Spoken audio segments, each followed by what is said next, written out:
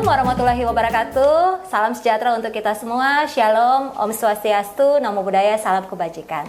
Halo kawan pajak, bertemu kembali lagi dalam podcast Baca Rita Pajak bersama kami Kanwil DJP Sulutenggo dan Malut. Bersama saya juga Shirley Diana, penyuluh dari Kanwil DJP Sulutenggo Malut. Baik kawan pajak, hari ini ya di podcast ini orang mau baca Rita tentang per 19 tahun 2025. Nah, ini tentang penonaktifan akses pembuatan faktur pajak terhadap pengusaha kena pajak atau PKP yang tidak melaksanakan kewajiban sesuai dengan ketentuan peraturan perundang-undangan di bidang perpajakan. Oke, seperti biasa, sebelum kita mulai tentunya kita buka dulu dengan pantun ya. Oke, pantun. Tolong cakepnya. Siap. Pagi hari makan tinutuan. Siap, cakep. Rasa masih paling juara. Mantap. Bikin energi mantap untuk memulai hari. Ngoni yang hadir di podcast ini torang sambut dengan sukacita. Selamat datang di podcast Baca Rita Pajak. Mari Jo, baku cerita supaya makin paham perpajakan tiap hari. Oke. Siap Pak Shirley. Iya, tentunya di podcast kali ini saya tidak sendiri ya, selalu bersama sang paling ahli ya, narasumber kita, Kak Indrianto. Ya. Halo Kak Indri. Halo Kak Shirley, halo kawan kabarnya? pajak. Ini nggak paling ahli juga, biasa saja kita lah. Oke, biasa suka merendah ya gitu. Iyalah. Oke, Kak Indri. Nah, kita tahu bersama bahwa dengan hadirnya per 19 ya, tahun 2025 ini tentunya ini suatu ketentuan lagi yang baru. Oke. Nah, ini tentunya kita harus mengedukasi kawan pajak untuk Betul mengetahui peraturan apa yang terbaru sehingga kawan pajak semakin paham akan kewajiban dan haknya seperti itu. Ya, betul sekali Kak Shirley. Silakan Kak Indri. Nah, ini Kak. Sebelumnya. Nah, ini. Jadi, kawan pajak ya, senang ya. Pokoknya yang tadi barusan Kak Shirley bilang, ya. kita sekarang akan membahas per 19 tahun PJ 2025. Ya.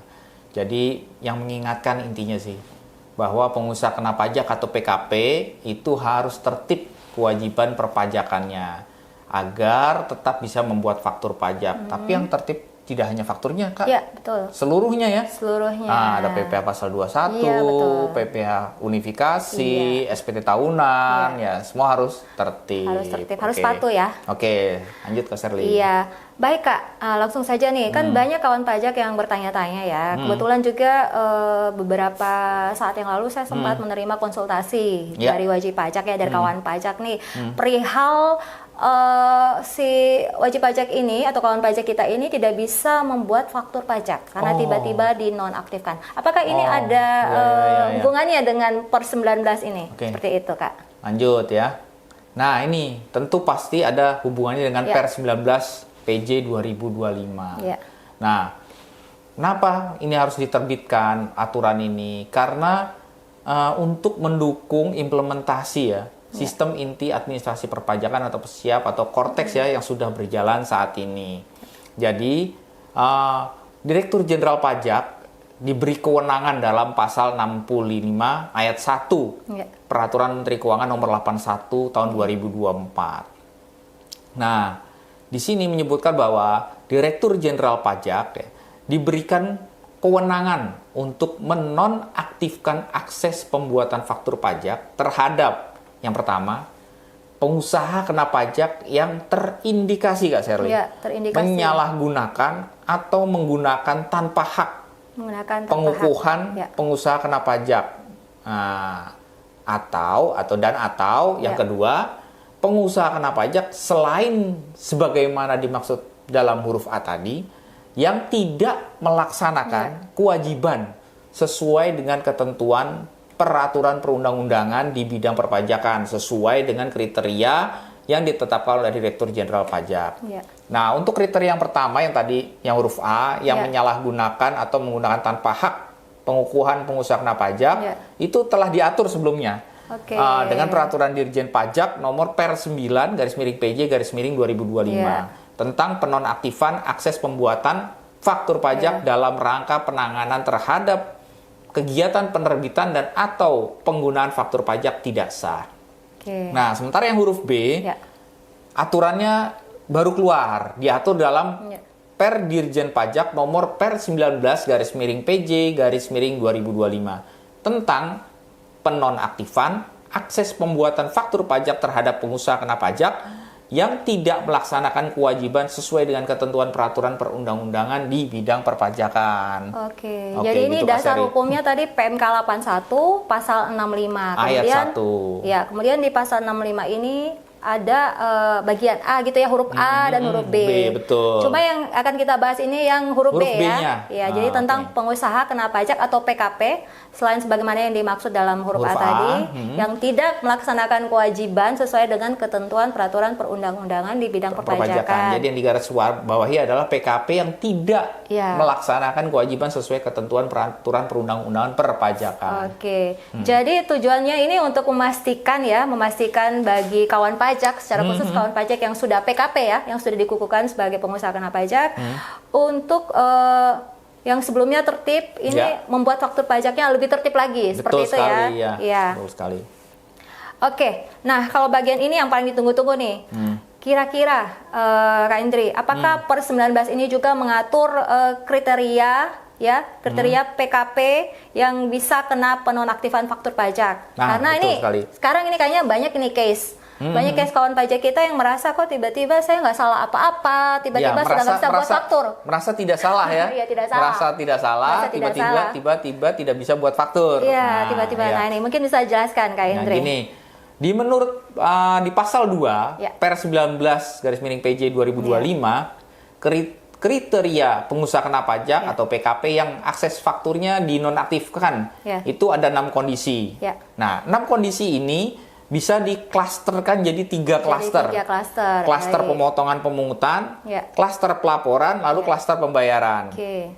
Nah, pertama di klaster pemotongan pemungutan itu wajib pajak tidak melakukan pemotongan dan atau pemungutan pajak untuk setiap jenis pajak yang seharusnya dipotong atau dipungut sebagai pemotong atau pemungut pajak secara berturut-turut dalam 3 bulan. Jadi misalnya, ini misalnya apa kawan pajak yang gampang lah ya, ada transaksi pembayaran jasa, jasa konstruksi misalkan harusnya kawan pajak kan membuat bukti potong atas jasa konstruksi dan melaporkan SPT PPh unifikasi. Nah, tidak membuat pemotongan itu dalam waktu 3 bulan berturut-turut. Seperti itu mungkin contohnya. Juga contoh kecilnya badan ini kan sebagai pembuat bukti potong untuk PPh pasal 21 juga ya. Untuk penghasilan yang diterima oleh karyawannya itu. Bisa jadi juga. Memang banyak juga yang kawan pajak yang miss di sini berpikir karena penghasilannya di bawah PTKP untuk karyawannya, maksudnya untuk karyawannya karena penghasilannya di bawah PTKP nggak dibuatkan itu bukti potong. Padahal secara ketentuannya harus tetap dibuatkan. Ya betul, dan tetap harus lapor SPT PPh pasal 21. Demikian. Oke Kak, kemudian. Lalu kita masuk ke klaster pelaporan. Di klaster pelaporan ini ada 4. Yang pertama, tidak menyampaikan surat pemberitahuan tahunan, SPT tahunan, pajak penghasilan tahun pajak yang telah menjadi kewajiban. Jadi SPT tahunan PPh badan atau SPT tahunan PPh orang pribadi yang telah menjadi kewajiban. Berarti tahun pajak 2024 misalnya 2024 atau 2023 bisa jadi kan. Lalu yang kedua, wajib pajak tidak menyampaikan surat pemberitahuan masa PPN yang telah menjadi kewajibannya berturut-turut selama 3 bulan. Misalnya ini yang paling banyak nih yang paling banyak nih kejadiannya. Karena nggak ada transaksi, merasa tidak ada transaksi jual beli, selalu tidak lapor PPN. Bulan Juli, Agustus, September. Contohnya itu 3 bulan ya. 3 bulan tidak lapor PPN. Tiba-tiba ada proyek. Bulan Oktober, bulan November tiba-tiba ada proyek, tapi sudah tidak bisa bikin faktur. Karena sudah 3 bulannya nggak pernah dilapor. Karena harusnya meskipun tidak ada proyek atau tidak ada transaksi PK maupun PLM, tetap dia lapor SPT PPN setiap bulannya dan berturut-turut. Nah, lalu yang ketiga, wajib pajak tidak menyampaikan surat pemberitahuan masa pajak pertambahan nilai yang telah menjadi kewajibannya untuk 6 masa pajak dalam periode 1 tahun kalender. Jadi contohnya seperti apa? Contohnya misalkan begini, dari Januari sampai Desember 2025. Januari dia lapor, Februari enggak. tidak lapor, Maret lapor, April, Mei tidak lapor, nanti Juli lapor. Jadi lompat-lompat. Jadi kadang akumulasinya 6 kali Iya, ya, 6 bulan total lah. dalam 1 tahun, dalam 12 bulan, akumulasinya ada 6 6 pelaporan SPT masa PPN. PPN yang tidak dilaporkan. Nah, Ya. itu bisa Oke. jadi dinonaktifkan pembuatan faktur pajaknya. Oke. Itu kriteria ketiga. Lalu kriteria yang keempat, masih di klaster pelaporan, Ya. yakni tidak melaporkan bukti potong atau bukti pungut untuk setiap jenis pajak yang seharusnya dipotong atau Ya. dipungut yang telah dibuat berturut-turut selama 3 bulan. Oke. Jadi dia sudah bikin bukti potong, Nah, contohnya sudah bukti bikin potong, bukti pungut, misalkan tadi pasal unifikasi 21, tadi ya, 21. pasal 4 ayat 2, Ya. pasal 23, pasal 22, tapi hanya terbatas bikin bukti potong aja. submit Tidak bukti- dilaporkan SPT-nya. Betul, tapi ya. tidak lapor SPT Ya. SPT unifikasinya, Ya, SPT tidak lapor 21-nya. SPT pasal 21-nya. Seperti itu. Ini di klaster pelaporan. Dan yang ketiga adalah di klaster pembayaran. Ya, di klaster pembayaran ini ada satu, yakni wajib pajak yang memiliki tunggakan pajak paling sedikit. Sedikit. Pertama, untuk KPP Pratama ya, kantor pelayanan pajak Pratama. Memiliki tunggakan pajak paling sedikit 250 juta rupiah. Ya. Untuk di klaster KPP non Pratama, Ya. misalnya di kantor pelayanan pajak wajib Madya, pajak besar, besar, terus KPP khusus. Madya, lalu Ya. ada KPP penanaman modal asing Ya. yang PMA berada ya. di Kanwil DJP Khusus. Jakarta khusus. Ya. Itu besar tunggakan pajaknya itu 1 miliar Oh, rupiah. besar ya. Nah, Ya. dengan syarat tunggakan-tunggakan tadi telah diterbitkan surat teguran dan selain yang telah memiliki surat keputusan persetujuan pengangsuran atau penundaan pembayaran utang pajak yang masih berlaku. Nah, syarat-syarat ini ya bisa kumulatif, Ya. bisa satu persatu. Satu persatu. Bisa tergantung nanti penilaian dari KPP. Dari KPP, karena KPP dalam hal ini sudah diberikan mandat ya. Iya. Jadi ini sistemnya secara jabatan seperti itu Betul, ya, Pak, secara ya? jabatan. Iya. Nanti KPP akan memberikan penilaian apakah PKP ini bisa dinonaktifkan faktur pajaknya atau tidak, seperti itu. Oke, kalau tadi Kak Indri udah menjelaskan kriteria ya bagi PKP yang dinonaktifkan, silakan nanti kawan pajak bisa melihat ya apakah kawan pajak termasuk dari kategori atau kriteria yang tadi Ya, sudah salah dijelaskan. satunya ya. Baik Bisa. itu mungkin dari klaster pemungutan, pemotongan, ya, pelaporan atau pembayaran. Bisa seperti salah itu. satu, salah dua, salah tiga, atau salah 6. Iya, salah semua. Bisa. Oke, selanjutnya Kak Indri. Nah, Iya. ini kan kalau ada penonaktifan kan apakah ada pemberitahuan nih? Ada woro-woro dulu, ada maksudnya ada notifikasi nih. Kalau kawan pajak ini sudah dinonaktifkan untuk pembuatan faktur pajaknya. Ya, Oke. ya, ya. Sesuai dengan pasal 2 ayat 4 Per 19 tahun 2025, wajib pajak atau pengusaha kena pajak akan mendapatkan surat pemberitahuan penonaktifan akses pembuatan faktur pajak. Oke. Dan itu dikirimkan secara elektronik. Oke, berarti di Kortex nih ya. Lewat harusnya Kortex, ya. Coba lewat- dicek-cek dokumennya itu ya. Ya, portal saya, dokumen saya. Ya. Silakan dicek-cek ke sana apakah ada surat cinta. Ya, Nah, gitu seperti kan. Kemudian juga nanti wajib pajak kalau sudah dapat, Ya. misalkan ya mendapatkan Ya. surat penonaktifan, Ya. untuk mengaktifasi kembali, nah kawan pajak diberikan hak untuk melakukan klarifikasi seperti itu. Jadi selain tadi kalau misalnya kawan pajak sudah dinonaktifkan seperti itu ya, kemudian tadi apakah ada pemberitahuan? Nah, tentunya ada dong. Nah, Tidak tentunya mungkin ada. tiba-tiba langsung dinonaktifkan. Jadi Ya. silakan kawan pajak selalu aware ya. Dicek di portal saya, dokumen saya ya. Biasanya ada surat pemberitahuan di situ. Kemudian kawan pajak memiliki hak untuk melakukan klarifikasi seperti itu.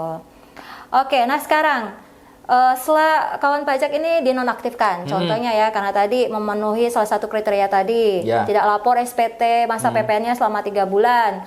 Nah, kemudian sudah melakukan klarifikasi nih Betul. kawan pajak. Nah, sekarang Kak Indri boleh menjelaskan nggak mekanisme klarifikasinya itu seperti apa? Nah, klarifikasinya demikian kawan Ya. pajak. Jadi surat klarifikasinya itu sudah diatur juga di lampiran Per 19 PJ tahun 2025. Ya. Jadi nanti bisa diambil dari sana kawan pajak ya. Itu contoh suratnya contoh ya. suratnya seperti itu, surat klarifikasinya. Nah, surat klarifikasi nanti diisi ya. Ya. Lalu dikirimkan suratnya secara tertulis ya Ya. ke Kepala Kantor Pelayanan Pajak tempat PKP terdaftar. Nah, formatnya sudah ada dicontoh, tinggal dilihat saja ya di lampirannya di pasal 3 dan pasal 4 itu aturannya mengenai klarifikasi. Untuk lampirannya dapat dilihat di Halaman 7 dan 8. Iya, halaman 7 dan 8 Ya. di Pers 19. Oke. Nah, dalam surat tersebut ingat ya, harus memuat minimal Ya.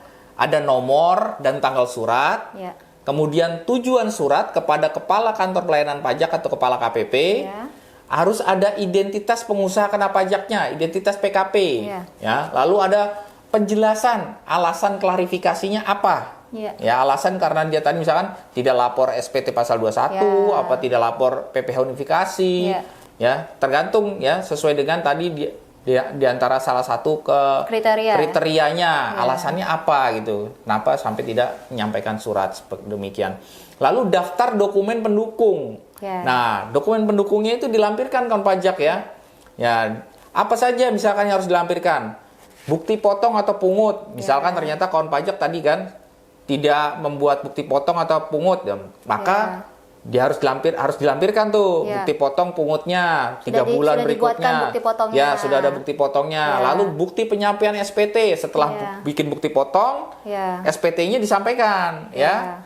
Jadi harus melampirkan juga bukti penyampaian SPT-nya, BPST SPT-nya. Lalu SPT masa PPN ya. 3 bulan berturut-turut atau 6 masa dalam setahun tadi kan. Apa dia 3 bulan berturut-turut belum lapor SPT atau 6 bulan tidak secara berturut-turut dalam 1 tahun. Nah, itu dilaporkan dulu SPT-nya seadanya dulu. Dilaporkan dulu ya. Dilaporkan dulu seadanya sampai lapor SPT ya. Kemudian juga kalau terkait dengan tunggakan pajak ya, sampaikan juga bukti pelunasannya berupa BPN, bukti penerimaan negara ya. Kemudian kalau memang ternyata kawan pajak memiliki SK angsuran atau penundaan pembayaran pajak, nah jika ada ya juga dilampirkan seperti itu ya. Nah, nanti kalau sudah dilampirkan surat klarifikasi tadi ke Kepala KPP, maka Kepala KPP ya akan melakukan penelitian. Nah, proses penelitian ini 5 hari kerja Kak Sherly ya. Ini harus diingat ya kawan pajak, 5 hari kerja 5 hari berarti kerja. hari libur Sabtu Minggu nggak termasuk ya. Kalau masukkan hari Senin berarti Selasa, Rabu, Kamis, Jumat. Nah, Senin lagi depan lagi. 5 hari kerja. Nah, jika persyaratan tadi yang disampaikan ternyata sudah dipenuhi semua dan kewajiban-kewajiban perpajakan seperti bukti potong dan SPT dan BPN-nya bukti penerimaan negara yang sudah lengkap ya, maka langsung dikabulkan, langsung wajib pajak bisa aktif kembali membuat faktur pajak. Dalam kurun waktu 5 hari kerja. Namun misalkan ternyata setelah diteliti, oh tidak lengkap nih, masih ada yang kurang, ada yang kurang lapor, ada yang belum dilaporkan dan belum dibayar, nanti akan ditolak.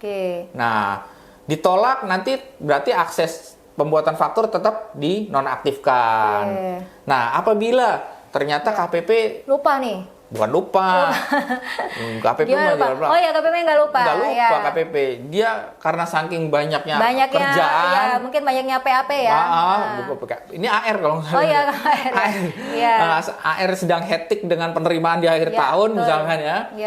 Sampai terliwat nih 5 harinya. Maka jika menerima lewat 5 hari kerja sejak surat kawan pajak tadi diterima, surat klarifikasinya diterima, nah aksesnya kembali diaktifkan secara sementara. Berarti terbuka. Dibuka gitu lagi untuk bikin faktur pajak, tapi ingat cuma sementara. Nah, setelah 5 hari akan dinonaktifkan kembali. Jadi dibuka. Ini sebenarnya seperti relaksasi ya. Dikasih. Bukan relaksasi ya. Jadi misalnya kalau dalam kurun waktu 5 hari KPP belum memberikan keputusan atas permohonan surat klarifikasi tadi ya dari kawan pajak itu, maka penonaktifannya itu akan terbuka. Ya, seperti itu jadi ya. bisa bikin faktur bisa bikin faktur lagi. Tapi hanya 5 hari. Kemudian dinonaktifkan lagi. Oke, jadi kawan pajak mohon ya untuk diperhatikan. Mungkin mungkin kalau lebih detailnya bisa langsung lihat di per 19 ya. Ketentuannya itu sangat detail diatur di sana seperti itu. Oke. Nah, berarti ini kawan pajak ini ya, khususnya yang PKP tetap harus segera memenuhi kewajiban perpajakannya ya. Pasti. Agar akses untuk jangan berharap mungkin saja KPP misalnya kelewat nih 5 hari, jadi wah saya bisa lagi buka senang-senang nih, ternyata itu tidak lama kawan pajak. Tidak lama. Langsung segera akan dinonaktifkan lagi kembali. Jadi itu. Kawan pajak segera ya memenuhi kewajiban perpajakannya yang belum dilaksanakan, tentunya agar aksesnya tidak bolak-balik. Nonaktif, aktif, nonaktif lagi. Kan susah nanti. Nanti ada kerjaan yang harus menerbitkan faktur jadi terkendala seperti itu. Seperti itu kawan pajak. Untuk mekanismenya mungkin nanti kawan pajak bisa lihat ya di layar seperti itu ya. Oke, benar.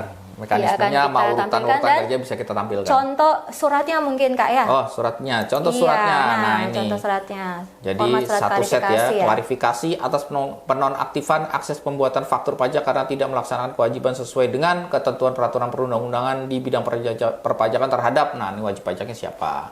Oke. Seperti itu. Ada materinya, ingat ya kawan pajak ya, materinya 10.000. Iya. Nah, kemudian biasa nih Kak, sebelum kita tutup ya, mungkin hal-hal penting apa nih yang harus kawan pajak ingat sesuai dengan per 19 ini, seperti itu. Jadi kawan pajak sekarang semakin ke depan kita harus semakin tertib administrasi ya. Tidak hanya PPN tapi semua jenis kewajiban perpajakan. Ya. Jadi intinya yang pertama, kawan pajak cek status kewajiban perpajakan di Kortex secara berkala. Apa aja sih kewajiban yang melekat pada kawan pajak? Pasal 21K, SPT tahunan, kemudian ada PPh unifikasi, kemudian ada juga PPN ya. Itu semua dicek kewajibannya ya. Jadi hafal nih kewajibannya apa aja. Kemudian jangan menunggu ditegur. Jangan nunggu diberikan surat cinta dulu. Iya. Baru lapor SPT kalau udah dapat surat cinta dari AR, dapat SP2DK.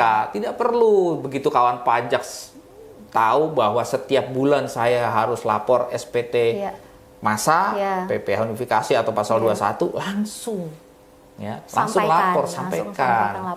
Kemudian kalau punya tunggakan yang ketiga nih, ajukan angsuran atau penundaan. Seandainya kawan pajak bermasalah dengan cash flow perusahaan ya. Ada tunggakan pajak. Misalkan kawan pajak sudah mengajukan tidak sempat mengajukan keberatan dan banding ya. Jadi SKP-nya itu sudah inkrah. Nah, segera ajukan permohonan angsuran atau penundaan. Seperti itu. Kemudian yang keempat nih, simpan bukti potong atau pungut dan laporan dengan rapi. Kalau sekarang nyimpannya mungkin tidak perlu pakai outner kali ya. Sekarang udah ada di Kortex. Mungkin kalau mau diunduh aja diunduh, ya. Dibikin folder sendiri. Diunduh, kemudian dibikinkan folder yang rapi secara teratur setiap masa pajak gitu ya. Terus diberi nama filenya seperti itu kan. Dan di backup juga secara rutin agar filenya tidak hilang. Jika komputer rusak. Lalu kalau akses fakturnya nonaktif, segera klarifikasi ke KPP. Jika bingung, masih silakan datang ke KPP-nya. Hubungi penyuluhnya, hubungi AR-nya, terutama ke AR-nya. Seperti itu kawan pajak. Oke, jadi sekali lagi ya kawan pajak, intinya kawan pajak untuk selalu mengecek ya, kewajiban saya tuh apa. Ya, gitu harus hafal. Ya. Tanggal-tanggal jatuh tempo, pembayaran tuh tanggal 15 untuk yang PPh ya, kemudian pelaporan tanggal 20 untuk PPh, kalau PPN kan akhir bulan ya, akhir bulan berikutnya seperti itu. SPT tahunan, orang pribadi 31 Maret, untuk orang badan 30 April. Seperti itu tanggal-tanggal keramat. Tanggal-tanggal yang itu kalau misalnya kalau yang kawan pajak yang sudah terbiasa dengan pelaporan ya, bekerja di perpajakan tuh harusnya udah di luar kepala tuh tanggal-tanggal itu. Jadi nggak bisa terlewatkan. Oke, kemudian kalau memang merasa bahwa kok sepertinya saya tidak bisa membuat faktur pajak, berarti sudah dinonaktifkan. Iya. Nah, segera lakukan klarifikasi, segera ke KPP terdaftar, atau mungkin mau konfirmasi dulu ke AR-nya kalau punya Bisa. kontaknya seperti itu ya, atau bisa ke helpdesk seperti itu ya, ke helpdesk untuk dibantu nanti petugas penyuluh yang ada di sana. Oke, kawan pajak, kayaknya cukup lengkap ya. Lengkap. Cukup lengkap untuk penjelasan dari Per 19 ini. Semoga ini bisa mengedukasi kawan pajak untuk bisa tetap ya melakukan kewajibannya, dan ini agar usahanya juga lancar. Tentu. Proyeknya juga lancar ya. Pastilah. Mau ada pengadaan atau ada proyek tiba-tiba nggak bisa terbitkan faktur. Mau tender, Iya. mau ikut tender hari ini ikut tender, gitu kan, hari ini harus Akhirnya tertunda. Akhirnya kredibilitasnya nggak bagus ya kan? Iya, akhirnya pindah ke lain hati customernya. Akhirnya rezekinya beralih Ke kantong orang. Nah, jadi kawan pajak jangan sampai hal-hal seperti itu terjadi. Jadi kembali lagi silakan diingat-ingat kembali kewajiban perpajakannya seperti itu. Baik, terima kasih Kak Indri dan juga sama-sama Kak terima kasih Sherly. secara khusus buat kawan pajak. Iya, kawan pajak. Terima kasih sama kawan pajak lah. Kawan pajak yang sudah selalu setia mengikuti edukasi-edukasi kita di podcast Baca Rita Pajak ini. Semoga podcast kita selalu bisa mengedukasi kawan pajak, bisa memberikan manfaat, bisa selalu mengupdate akan ketentuan perpajakan yang terbaru. Oke, kalau tadi saya buka dengan pantun, kayaknya nggak lengkap kalau saya tutup dengan pantun. Pantun lagi. Iya. Indonesia kota pantun emang. Negeri pantun. Oke, pergi ke laut memancing tenggiri. Cakep. Dapat 3, dibawa pulang. Artinya Kak, Patuh pajak sejak dini, usaha maju, hidup jadi tenang. Iya. Oke, kawan pajak, sekali lagi terima kasih. Jangan lupa untuk lakukan subscribe ya di channel YouTube Kanwil DJP Sulut Tenggo Malut, dan jangan lupa untuk follow akun medsos IG kita yaitu di Pajak Sulut Tenggo Malut. Ya, Pajak Sulut Tenggo Malut ya. Oke, agar kawan pajak terus mendapatkan edukasi dan informasi perpajakan yang terupdate. Sekali lagi kami ucapkan terima kasih. Sampai berjumpa di episode edukasi berikutnya. Dadah. dadah.